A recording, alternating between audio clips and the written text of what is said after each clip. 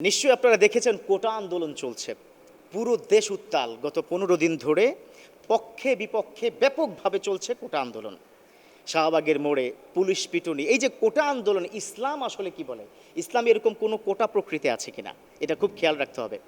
দেখুন, ইসলাম এমন কোনো বিষয় নেই যেই বিষয়ে প্রিসক্রাইব করেন নাই। সব বিষয়ে কিন্তু ইসলাম বলে দিয়েছে। কোটা মানে কি? কোটা হচ্ছে কোনো ব্যক্তি কোনো অবদান রাখলে তার কোটায় তার সন্তান চাকরি করে। ফর এক্সাম্পল, আমাদের দেশে যারা মুক্তিযোদ্ধা ছিল, 71-এর স্বাধীনতা, 52-র ভাষা আন্দোলন থেকে শুরু করে স্বাধীন সার্বভৌমত্ব বাংলাদেশের জন্য, দে ওয়ার স্ট্রাগলিং এ লট। তারা তাদের জীবনকে অকাতরে তারা বিলিয়ে দিয়েছে।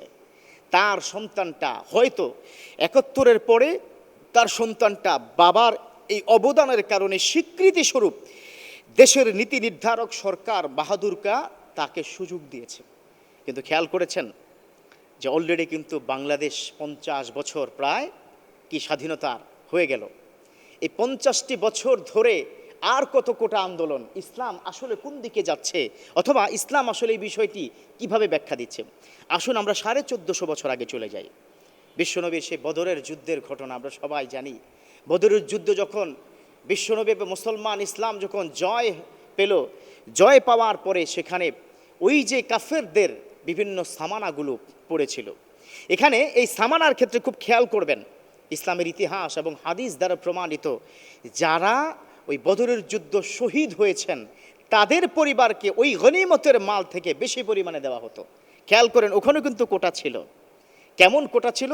উহুদের ময়দানে, খন্দকের যুদ্ধে যারা যারা শহীদ হয়েছেন, ওই যে গনিমতের মাল যেগুলো কুড়িয়ে পেয়েছে ওই যুদ্ধের ময়দানে, বিভিন্ন খাবার, বিভিন্ন রসদ, গোড়া আর অনেক কিছু, এগুলো যাদের বাবা ওই জায়গায় আপনার শাহাদাত বরণ করেছে ওই পরিবারকে বেশি পরিমাণ কোটা হিসাবে দেওয়া হতো।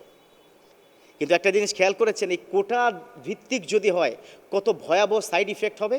এবার আসুন বাংলাদেশের বিষয়টা বলি। সাইড ইফেক্ট কেমন হবে? কোটা বিষয়টা হচ্ছে তার বাবা মুক্তিযোদ্ধা ছিলেন, অথবা অন্য কোনো একটা কোটা হতে পারে, প্রতিবন্ধী কোটা, হোয়াটএভার, এই ধরনের যে কোটাগুলো আছে, অপশন আছে। এখন এই ঢাকা বিশ্ববিদ্যালয় তার বাবার কোটা ধরে সে কোটা পেল, কিন্তু ছেলেটা ইন্টারমিডিয়েটে টেনে টুনে ডি গ্রেড পেয়েছে। অথবা চাকরির ক্ষেত্রে যদি আমি বলি, এই ছেলেটি ডি গ্রেড পেয়েছে, অনার্স মাস্টার্সে কোনো রকম টেনে টুনে সেকেন্ড ক্লাস পেয়েছে। এই ছেলেটি ভালো যোগ্য ছাত্র ছিল না।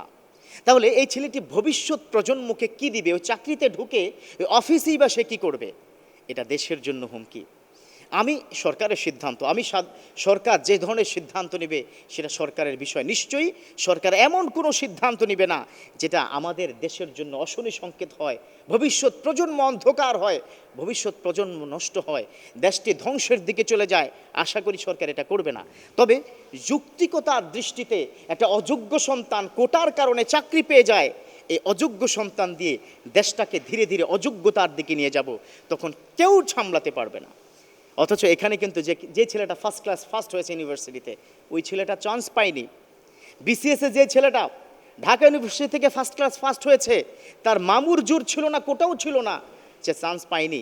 এই ছেলেটা, যে ছেলেটার মাধ্যমে মেধা মনন বিকাশ করে বাংলাদেশকে একটা চরম একটা ভালো সার্ভিস দিত, এই ছেলেটা সার্ভিস না দেওয়ার কারণে দেশ হুমকির মুখে। দায়ভার কে নেবে?